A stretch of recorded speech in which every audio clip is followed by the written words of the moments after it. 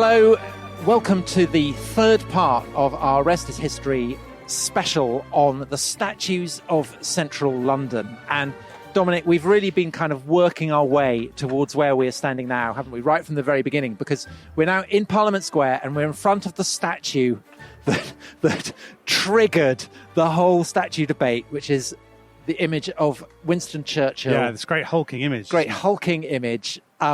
Which essentially has become a kind of lightning rod in the culture wars. So we've come on the one day when it's not covered with scaffolding or daubed with "is a racist" or Chelsea FC, yes, or any of the other things that it's had to endure in the last. So we're on the edge of Parliament Square. He's facing Big Ben. He's this incredibly imposing, sort of heroic figure. So supposedly, Tom, Churchill ringed 20 years before he died. He ringed this area of Parliament Square for himself on a map and said, "That is where my statue will go." And the sculptor did it, and apparently had to redo it because it looked too much like Mussolini. Because he does look, they had to make Churchill's head smaller, because otherwise he would look like Mussolini. But anyway, here he is, the great old man of 20th century British politics, and the sort of, for so long seen as the incarnation of the Dunkirk spirit, the British bulldog, all the cliches that we grew up with, I suppose, didn't we? And he is the reason, to some extent, he's the reason we're doing these podcasts at all, because his statue has become so controversial. What do you think about it? Well, I think in a way it's the debate around the statue has become divorced from any historical debate about Churchill himself. Yeah. I think essentially people come here and put Mohicans on it or daub it or whatever simply because it's a fun way to annoy people who will be annoyed by people doing that. But it's sort of Oedipal, isn't it? I mean, it's kind of... I don't think it's even that. I don't think people even care about Churchill particularly. Don't you think so? I think it's just I think if you're on a demo and you want to annoy the people that you're on a demo protesting against, you know that defacing Churchill will get a rise out of them. I think it's more political than that. It's a way of pissing Churchill off the gammons. And on the topic of gammons, I should just mention that the single funniest fact in our first episode, we looked at the statue of General Napier, and I forgot to mention that the statue of Sir Charles James Napier was actually sculpted by somebody called George Gammon Adams. So, see, if I was a more cynical man, I would think that you've spent the first few moments of this podcast just waiting for an opportunity to bring up your Napier gammon joke that you forgot to mention 2 podcasts ago. Well, you Churchill, might think that, but it's interesting that he's just got the one name, hasn't he? I mean, well, he's got the one name. What stupid thing to say. He's just got the one word on his plinth. So there's no Winston, there's no dates, there's just no explaining Churchill. Who he was. No, but I suppose the assumption was you wouldn't need it. I mean, Churchill was just a titanic figure. And actually, I will say this. He's one of the...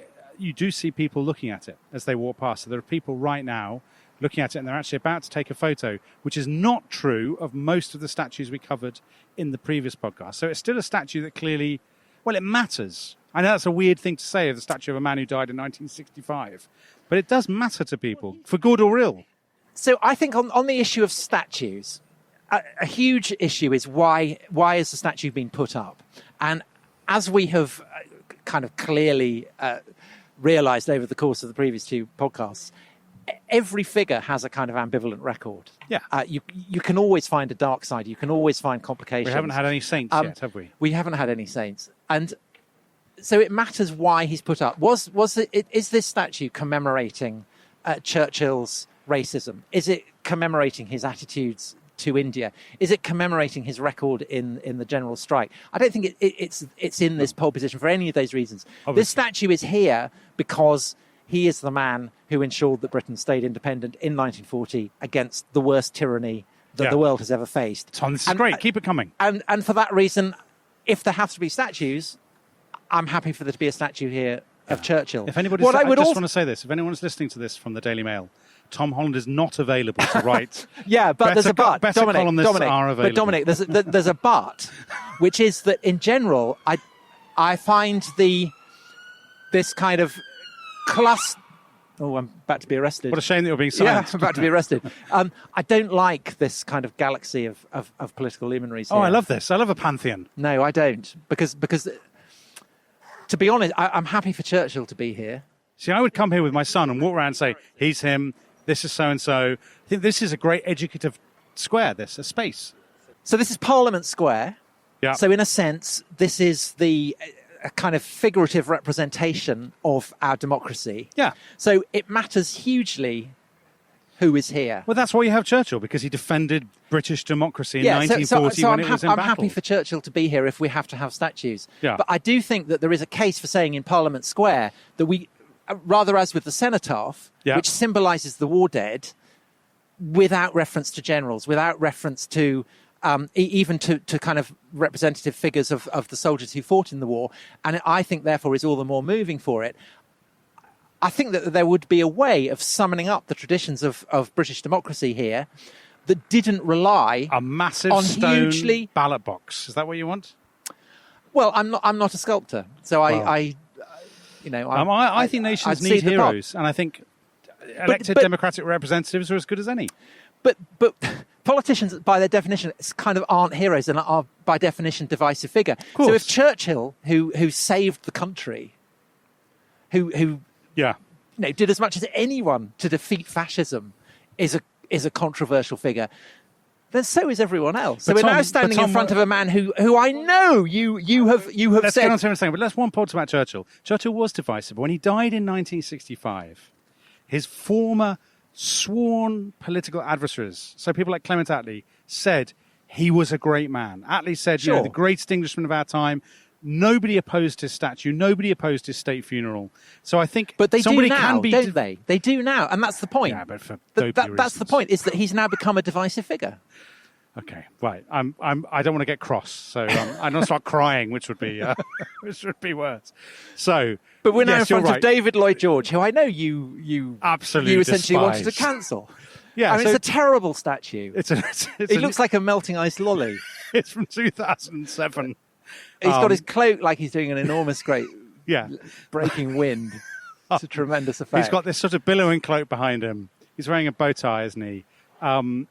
So Lloyd George, I suppose, the argument for him is, reforming Liberal Chancellor, one of the founding fathers of the welfare state, ultimately, the man who won the war, so-called, in World War I. The argument against him is unbelievably corrupt, even by 21st century standards. Flogged peerages for money, stabbed all his colleagues in their back. And didn't he get off with his daughter-in-law? A hideous womanizer, cuckolded his own son, which I think is pretty bad form at any moment in history. I don't think there's ever been a time when that's been regarded as...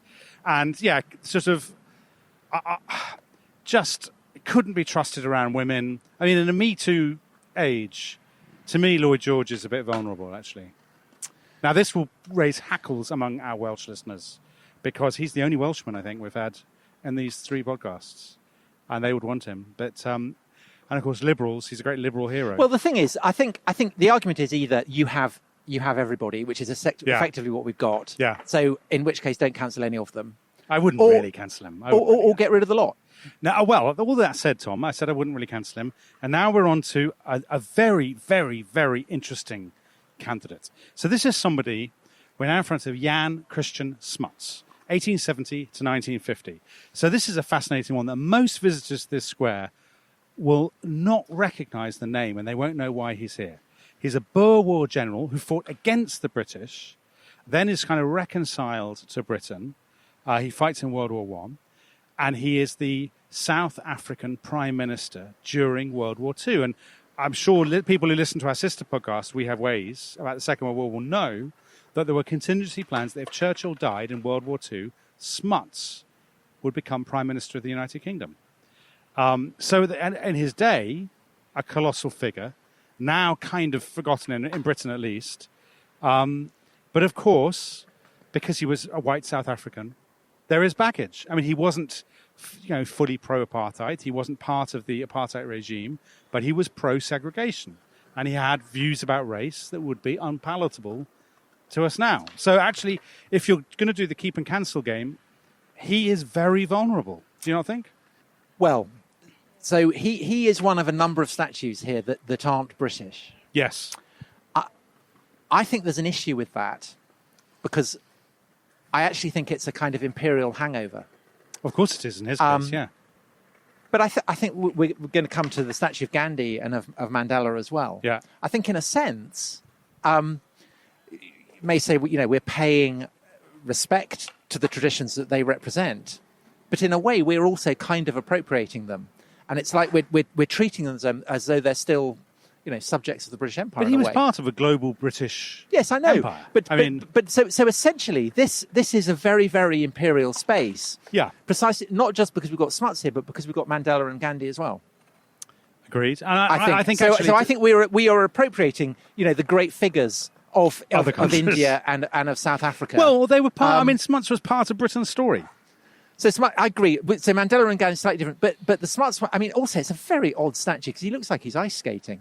He does. He's got his hands behind his back, Yeah, and it's he does, like he he's does. kind I of think gliding he's across the ice. Striding forth. Now, one of my favourite historical characters. We've talked about him on the podcast.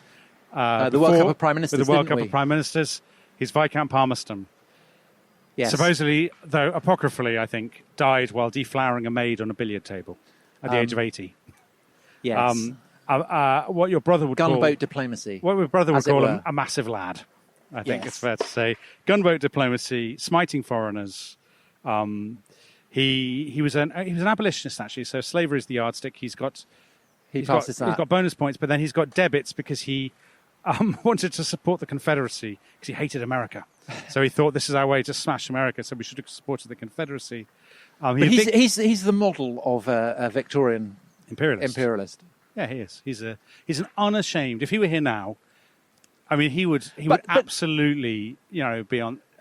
But again, to apply the standard that we have actually rather inconsistently been applying, you could say that statues are a gallery of history. It's a kind of Madame Tussauds. Well, that's what Parliament Square is. We're surrounded by a line of, my argument is veering all over the place here, like a mine too. A shopping I would trolley. I like Palmerston. I like the fact he's there. I think it's a bit of Victorian history. It's a dashing statue. It's a very good statue, isn't Yeah, it? He looks like a classic Victorian statesman. He does. As does the next person, who is the Earl of Derby. Oh, everyone loves the Earl of Derby. Derby. Actually, nobody wants to cancel the Earl of Derby. I'm going to fight through these crowds here. Crowds of pilgrims are genuflecting. A lot of foreign tourists, I think, come specifically to look at and there's a lovely relief at the bottom, the House of Commons, 1833. And there's the Earl of Derby doing his stuff at the dispatch box. So he was a Tory leader for 22 years. He was Prime Minister 3 times, but I think sort of for a period of about a week on each occasion. I'm exaggerating. Here he is as the Chancellor of the University of Oxford. See, what a man. On the other side, he's the Central Executive Cotton Famine Relief Committee. Oh, Manchester. He's kind. And Cabinet Council, 1867. So, again, a massive lad. So Disraeli put this up, 1874. You know what Disraeli said? No. We have raised this statue to him not only as a memorial, but as an example, not merely to commemorate, but to inspire. So that's why there are crowds of foreign tourists. Yeah, they've come to be inspired. Genuflecting before him. Now, I think our producer, Tony, has been haranguing me throughout these 3 episodes about relevance. And I think the Earl of Derby is a hard one for me to justify because whatever his achievements, whatever his political importance in the 19th century, if relevance is your yardstick, which I absolutely don't think it should be, but if it is, the Earl of Derby is relevant to nobody.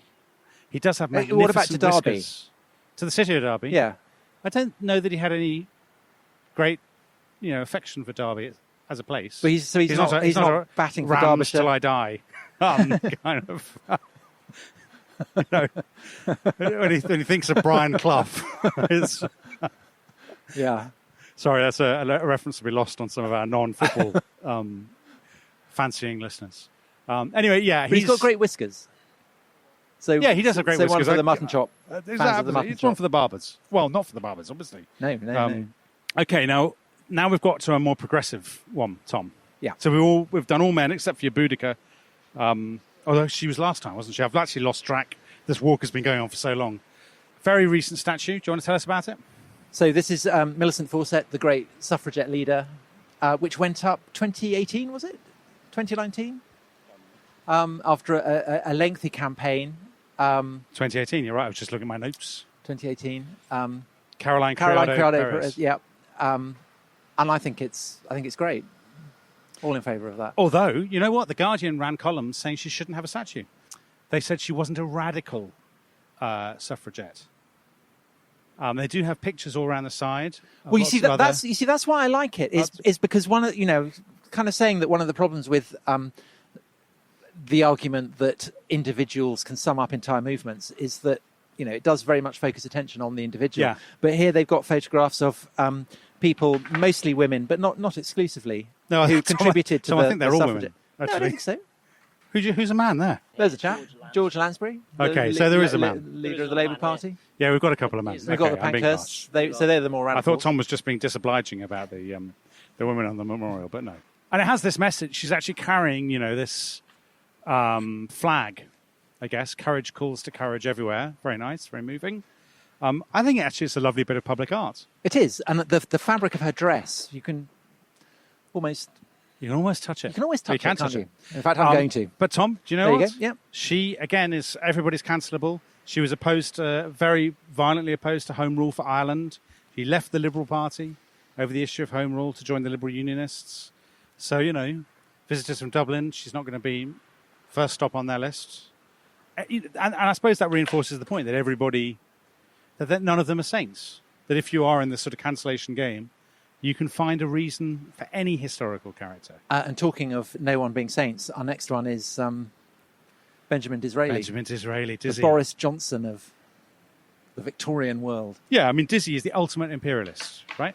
I mean, he's the man who made Queen Victoria Empress of India. He's a charming shyster, isn't he? He's a mountebank. He's a charming shyster. He and Palmerston are kind of Boris figures, yeah. Yeah. But here he's not Dizzy, he's not Disraeli, he's Beaconsfield. Yeah, the Earl of title Beaconsfield. he took. Yeah, because he's all about the pageantry. And he looks very pomp. serious. He looks statesmanlike. Yeah, he does. Yeah. Why is Gladstone not here? That is an excellent question to which I don't know the answer. Maybe Gladstone because of his sort of, he's a great commoner and all that sort of stuff. But you feel if Disraeli's here, then Gladstone should be here as well. Yeah. Because otherwise it makes because mockery of the Tories have got a good run with the Earl of Derby as well, of course. Yeah. So the punter's favourite. And also there isn't a Labour politician here. No, Attlee, so again, I think that's a lack. So we should put up more statues, I think we should have a statue of Attlee. I think we should have a statue of Gladstone. We should have a statue of Jim Callaghan. Definitely. I think it's and what the people want. I tell you what we should have. We should have a break. Yeah, we should. So we shall reconvene after the break and we should be looking at more statues. Goodbye. Statues, we've got them.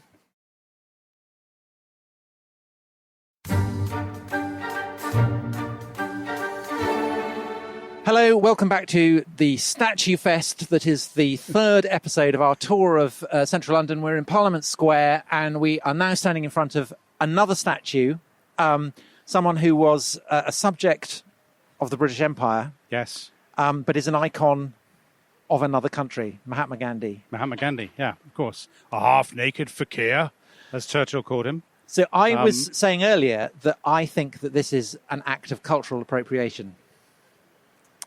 But Gandhi is a kind of reckoning with empire, isn't he? He is. The fact that his statue is there, so it went up in 2015. But that's ostensibly what it is. Yeah. But I think it's kind of implicitly serving as a reminder of the British Empire. Having our cake and eating it. Well, it's a kind of post-imperial morality. So it's objectively saying we're against the empire, but hey, look, we're in the centre of what was the imperial capital, and we're still. I think that's a bit harsh. I think he's there as a saint. Actually, he's India's saint. He's not ours. Yeah, but I think it's a good statement that Britain has a statue of Gandhi. For listeners who don't know, give us a quick précis of Gandhi's life in 15 seconds. So I suppose Gandhi. I mean, he's an Indian who comes to study law actually in London. Yep. So in that sense, he could count as a Londoner. Yep. So perhaps on that level, he deserves a statue here. He goes to South Africa. He goes back to India. He leads the fight for independence from the British Raj. Gets to see independence and then gets shot by a Hindu nationalist and dies. So a kind of heroic figure. But as with Smuts, he's part of the British story. He's part of that story. He is. But I think his existence here, I don't know, it just kind of slightly feels like we are kind of claiming him as our own, when we don't really have the right to do that. I don't agree with that. I think you're basically saying the square should be full of what kind of progressive people would call baddies. And I'm not saying that at all. I'm not saying that at all. What I'm saying is that I think that there is a sense in which appropriating Gandhi, appropriating Mandela, and putting them in the middle of Parliament Square is saying that, these are kind of British figures. I don't think it's saying that at all. I think it's saying I know objectively that's not, and I know that's not the rationale. But I think that there is a kind of implicit assumption of moral superiority here. So I often think these things. You bring a load of kids here, primary school children or something, and this is a statue that a lot of them will stop at, even if they don't know the story, because they'll be intrigued by the figure, who's in his kind of robes and stuff, and it's so obviously so different from all the others, and it's a great. I mean, it's actually, if nothing else, it's a great educative space. I mean, you can tell the story. I suppose also what's interesting about it, and look at and if you look at the left arm of both statues, they're almost identical. Yeah. So Disraeli has the robes of a peer of the realm, and Gandhi has the kind of the rough homespun of. Well, isn't that a lovely image? I mean, now just behind, I mean, so much of this is about empire, isn't it, and about race and all these kinds of things. And just over Gandhi's shoulder, is in the distance is Abraham Lincoln. And Abraham Lincoln, I suppose, he's almost part of the same story to the extent that it's about justice between sort of black and white. That's why Lincoln is there because but I think it's also, America's greatest president. It's also about kind of English-speaking peoples, isn't it? Partly, I mean, again, it's kind of claiming it Lincoln for our own. I just think that it's. I utterly disagree with that. Utterly refute this. So the Lincoln, right? The Lincoln is a gift. The Lincoln is a gift from America. Like the Washington. And it was unveiled by Lloyd George. So it's on the other side. It's over the traffic, so I can't be bothered to walk all the way over there. But you can see it from within Parliament Square. It was unveiled by one of the other people in this square, Lloyd George, in 1920, at the end of the First World War. But of course, some of Lincoln's statues have been taken down in America now. Because Lincoln famously, although he was an abolitionist, and he led the North during the American Civil War, he didn't believe that white and black people could ever be equal. He argued that there would always be differences and that white race should always be superior. So by 21st century, to some people, by 21st century standards, Lincoln is on the wrong side of history. Which seems an extraordinary thing to me to say about the man who emancipated slaves in the Emancipation Proclamation at the end of the American Civil War. But there you go. You'd keep Lincoln, wouldn't you, Tom? I don't think we've appropriated him. He's a present. He's a gift. Yeah, I suppose. I don't feel strongly about it either way. But I'm... Now, again, we have to fight our way past hordes of tourists for this next one. Well, we've had a lot of police cars going by, haven't we? Yeah. And basically, that's this man's fault. Robert Peel, founder of the police. Yeah. Tamworth's most pride beloved of Tamworth. Son. Yeah, the pride of Tamworth. He splendid statue of Peel in Tamworth, along with Athelflaed, Lady of the Mercians, the founding mother of England, who you would like to see here. I'd like to see here. Yeah. Instead, you have to tolerate Robert Peel. Yeah. I mean, Robert Peel is a great early 19th century prime minister, very consequential, repeals the Corn Laws. The producer's looking sceptical because of his relevance arguments and, No, he's an important figure, but he's quite boring. He's, Tony, the producer, who is he's my sort of common man that I that we bring on the podcast to be the voice of the nation. He's not sure. What about Nelson Mandela? I actually think this is this is an awful thing to say. I actually think it's a bad statue. Why do you think it's a bad statue? Because it doesn't look like him? I don't think it looks quite right. I think the legs are a bit too short. I quite like Did the Nelson shirt. Mandela have very short legs? Well, he's being... No, but you see, family, small girl's gone up and hugged him. That's nice. So, yeah. But I'm not sure if she's hugging him because she knows he's Nelson Mandela or she's hugging him because it's... Now there's a boy going up to join. I think there must be a part of that. Yeah, the great scenes. They're not doing that to Robert Peel. Mind you, it'd be difficult for them. He's on a massive plinth. Robert Peel's on like a 6-foot plinth. Yeah, fair enough. That's a health and safety hazard. I think surely the youthful Sambrook would have risked health and safety to hug the legs of Sir Robert Peel. No, Dominic, come down. Climb up the Earl of Derby. Mama, I must hug. I must hug Sir Robert Peel.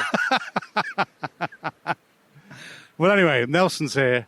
Now, I suppose, Tom, this is you're going to, Well, I've already said what I've got to say about that. I've already said what I've got to say. To be fair, you've said what you've got to say about 62 podcasts ago, but I don't hold that against you. I have. I mean, I wouldn't. I think it's great that the statues of Nelson Mandela.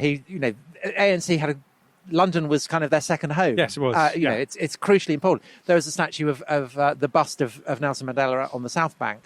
I think that's great. I just think that Parliament Square, the hub of the imperial capital, it just feels slightly... But it kind of makes sense. I think it's a nice closing of the story. It closes the circle. It has the people like, Disraeli, who were absolutely emblematic of empire and it was Disraeli who gave Victoria the title Empress of India. And then I think chronologically you close the story with Gandhi, who fought for Indian independence, Mandela, who came to embody reconciliation between black and white and a kind of post-colonial future. No, Dominic, I think that is a nice story. Okay, I'm going to accept that you've thought more deeply about this than I have. This is... the producers are here with us now. Please excerpt this clip and put it as a special one-off broadcast. No, I'm just... I'm convinced. Tom has been very generous, but I have to say, Tom has also been very gentlemanly and not mentioned it throughout these 3 episodes. I've been wearing... a Tom Holland benefit year cap. A Tom Holland-themed baseball cap. Yeah, it's been utterly great. humiliating, because I forgot to bring... It's a beautiful sunny day, unusually. Yeah. I'm worried about getting sunburnt, and so I'm wearing a Tom Holland... I mean, it's even got your face on the front. Your face modelled as a lion's face. It's backed against Rajasthan, where I bowled the Prince of Udaipur.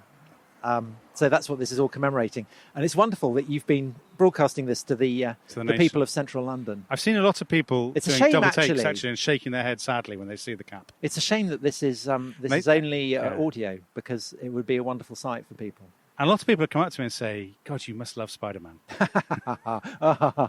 Dominic, I can't believe that you pulled that low trick. After the cap, I mean, come on. Okay, so we've done Parliament Square. There's 2 more statues that we do need to look at. One of them is the statue of Cromwell, which we talked about in the episode with Paul Lay. The other is the statue of Richard I. So we'll come to them. But before we do that, standing next to Parliament Square, we've got Westminster Abbey. Yeah. And we've talked a lot. Actually, our very first podcast, we were talking about ideas of greatness and then of saintliness. We were. And we've talked about martyrs. And there are literal martyrs above the Great West Door of Westminster Abbey. So I think we should go and have a look at them, because I think that they're a fascinating counterpoint to the array of kind of secular power that we get in Parliament Square. Any excuse to do church-mongering. So let's cross the road and we'll join there. So Tom, you've dragged me to the front of Westminster Abbey. Very nice. Of course, lovely Abbey. But I want to know why I'm here. What have you got for me? Okay, so we're looking at the west doorway, and above the west doorway there were vacant niches for presumably biblical figures or biblical kings or saints or whatever would have gone up, and they were empty. So beginning of the 21st century, they put up statues of people who'd been martyred for the Christian faith over the course of the 20th century. And they are of international scope. So we were just talking in Parliament Square about the international character of commemoration. Here it's absolutely Catholic in the small c sense, kind of universal church. So in the middle you have Martin Luther King is one of them. You've got Oscar Romero, who was the Archbishop of El Salvador, who was shot celebrating Mass. You've got guy with the beard on the left is Maximilian Kolbe, who was a Polish priest who sacrificed himself, I think, in Auschwitz. He died in concentration camp. And you've got one of the Grand Duchesses in Russia who was thrown down a coal mine by the communists. Yes. You've got people from China, so you've got people from across the world. But the thing is that we've been talking about how most of the statues that we've been looking at are people who have killed. These are people who are here because they were killed. Dietrich Bonhoeffer. So Bonhoeffer, yes. So I suppose they're a bit like Edith Cavell, who was in our first episode. She was. So these are martyrs. But Tom, I mean, you were arguing before about appropriation. You don't think this is kind of Britain?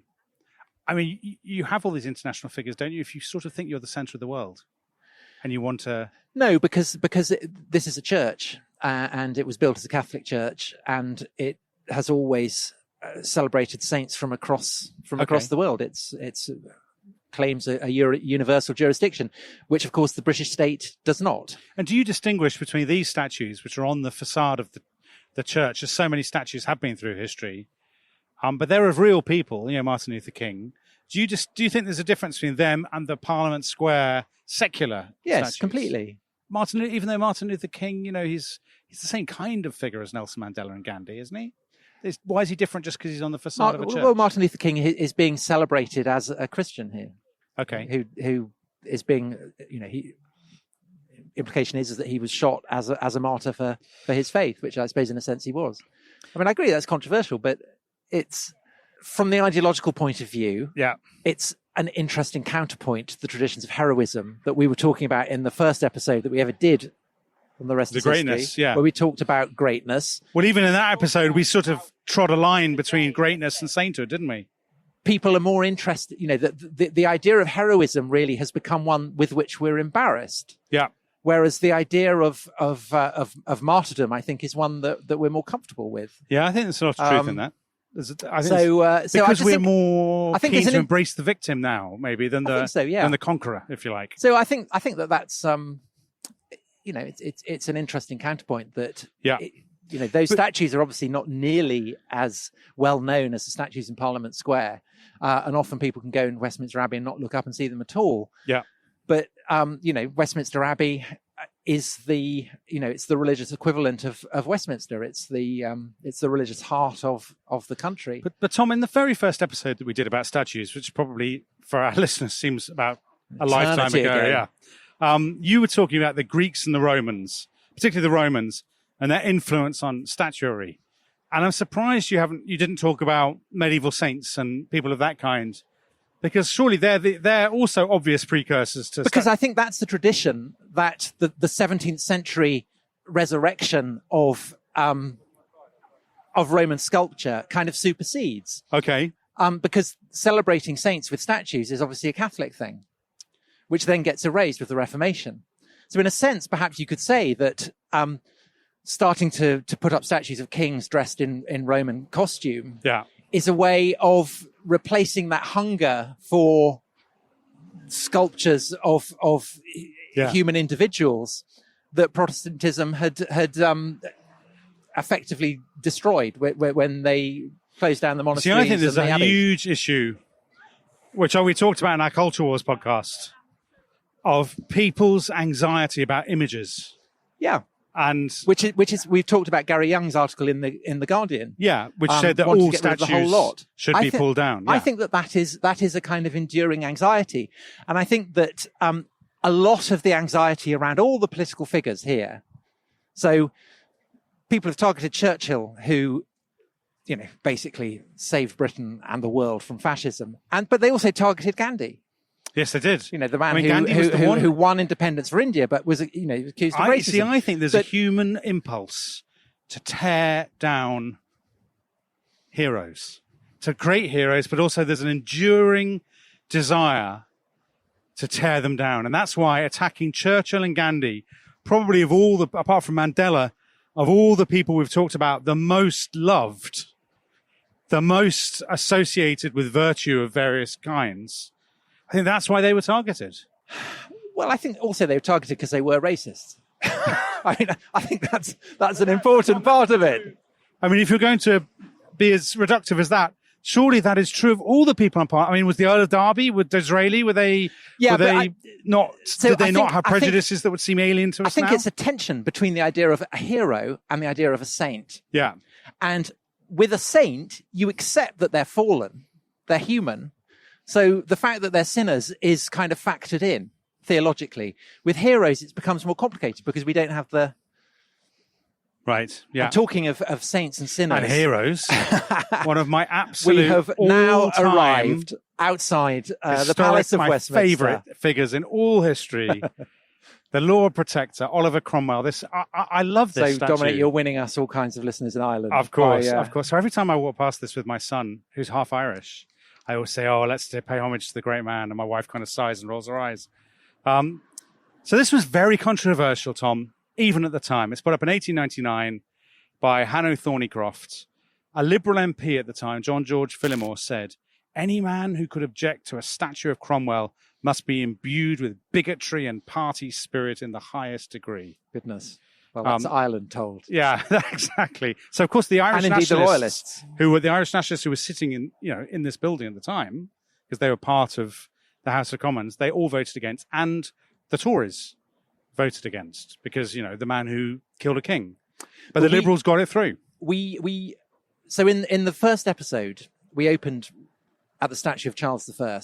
Yeah. And I said then that I liked the fact that he's looking down we commemorate the Civil War by having a statue of Charles I at one end of Whitehall and a statue of Cromwell at the other. I would feel uncomfortable having a statue of Cromwell if it wasn't balanced by a statue of Charles I and vice versa. I don't think the Irish listeners will say, oh, now that I hear there's a statue of Charles I, I feel a lot better. Well, the war in Ireland was a war over, it was a civil war in which the two proponents were, Cromwell was there to fight royalists. Yeah. So actually, having those two figures is a way of paying honour to people who fought in very committed ways on both sides. I think that's a very elaborate way of putting what's basically an accident that they're... It is an accident. Absolutely is an accident. It wasn't deliberate, but it is a way of solving the kind of inevitable tensions and conflicts that you have. Just like, we took in Parliament Square, I think that Churchill should be balanced by Attlee, and I think that Disraeli should be balanced by Gladstone. He's all about I think balance. That's important. I think it is important. In a public space like this, you need balance. There are all kinds of ironies, aren't there, with the Cromwell statue. I mean, Cromwell's here as a champion of parliamentary democracy, but he, of course, is the man who kicked out Parliament. Yeah, closed it down. Well, also, the other thing that this bears witness to is the fact that Cromwell, in a sense, and we talked about this with Paul Lay, is a 19th century creation. Yeah, well, this Cromwell the Cromwell who is idolised and the Cromwell who is hated, people who enshrine him as the great founder of parliamentary liberty, and the people who condemn him as a kind of genocidal precursor of Hitler, both of them are indulging in creative anachronism. Yes. And I suppose in a sense, an awful lot of what we've been talking about is creative anachronism. Of course it is. And that's true of a lot of the statues. And talking of creative anachronism, we've got one last statue. Magnificent display Our producer of that. wouldn't forgive me if I didn't point out that that Cromwell is behind bars, which I think, Tony, you see as some sort of metaphor, do you? But obviously the reason for that is that Parliament is a terrorist threat. It's under... And the two groups of people who have committed terrorist attacks in Westminster over the past few decades, first, Irish Republicans. Yes, that's true. For whom the statue of Cromwell is a standing provocation. Yes, that's true. The other are Islamist terrorists, for whom our final statue, likewise it might be thought, is a standing provocation, because our final statue is an equestrian image of Richard Coeur de Lion, Richard I, the 12th century king who led the Third Crusade to recapture Jerusalem. And there's a nice parallel here, Tom, nice bit of symmetry. We started this trilogy 7 years ago with the statue of Charles I, another equestrian statue, another king of England, Charles I, case king of England, Scotland. And here we are with another mounted king on a horse, a rather more impressive figure, I have to say, than Charles I, who's basically a bit of a fop. Richard I, but a controversial figure, I suppose. I mean, he basically spent most of his reign out of England fighting Saracens, didn't he?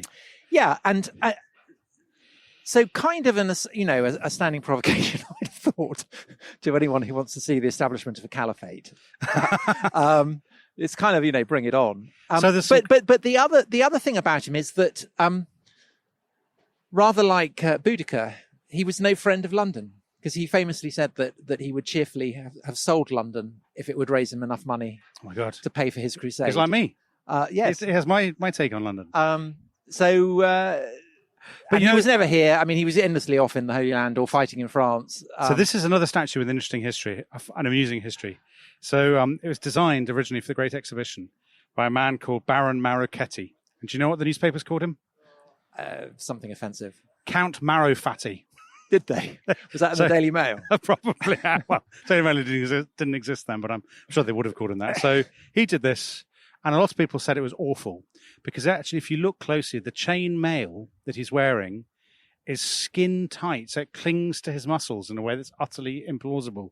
I quite like that. The poetry anthropologist Francis Turner Palgrave, this is my final quote of this trilogy, said, "It was an essentially vulgar and low-class work, precisely on the grounds, Tom, that call forth the wonder of uncultivated spectators." Well, I'm an uncultivated spectator because I quite like it. I quite like it. Didn't it get hit by a bomb in the Second World War and they had to repair the sword? A bomb exploded nearby. I think just missed it. And the sword got broken and they had to replace it. Exactly. I think that's the story. Yes. So it's a weird one that is here, isn't it? Because he was a king who was absent for most of the time. Yeah, so all the kings, the statues of the kings, we've got Richard I, who wanted to sell London and was never here. Yeah. We've got Charles I, who was so useless they chopped his head off. We've got James II, who got driven into exile, and George IV, who was just a basic, massive fat sausage. Yeah. They're all hopeless. Yeah. But in a way, I kind of like that. And then opposite, we've got George V. Stamp collecting. Led the world in stamp collecting. Yeah. But also led Britain through the First World War. Jolly good king, generally, I would say. And called the current Queen Lilibet, thereby inspiring the name of Harry and Meghan's. Oh, it's so nice that it brought it back to Meghan. It's what she would want, isn't it?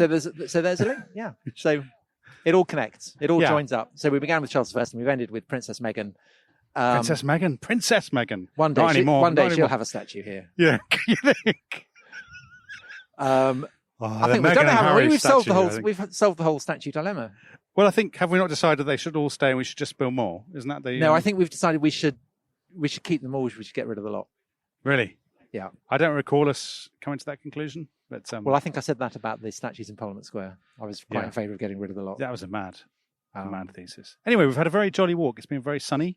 We've done 3 episodes. I think we're at the end you've changed my mind. Yes. Now, that does not happen often. I don't think that's ever happened. Even as we speak, the producers are thinking about ways to animate that, put it on Twitter as a clip. I'm still wearing my Tom Holland baseball cap, which is an achievement. So in a way, I've been humiliated, but you've been even more humiliated. That's what I like to think this podcast is all about. So we've evened out. Yeah. On that note, to our remaining listener, we say thank you for staying with us. And we will see you next time when we will be back in the studio, or at least our own homes, and talking about something else. That's not about statues. Yeah. Bye-bye. All right, goodbye.